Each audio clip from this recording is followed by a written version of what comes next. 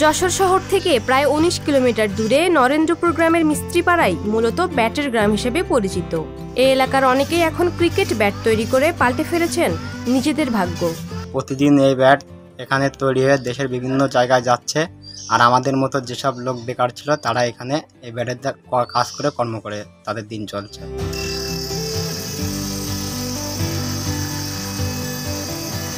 মিস্ত্রিপাড়ায় সব মিলিয়ে গড়ে উঠেছে ১০০টির বেশি ব্যাটের কারখানা। এসব কারখানায় শুরুতে সব কাজ হাতে করা হলেও বর্তমানে অনেকেই করছেন আধুনিক যন্ত্রের মাধ্যমে।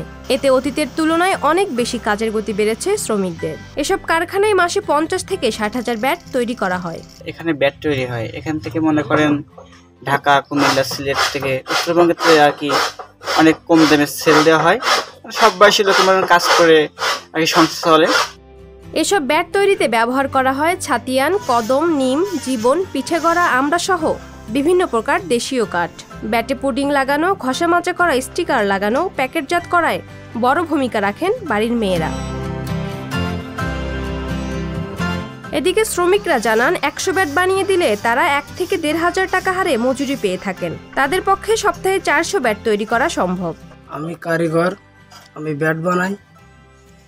এই ব্যাট তৈরি করে বিভিন্ন এলাকায় আমি সেল দিই, আমার মহাজন সেল দেয়।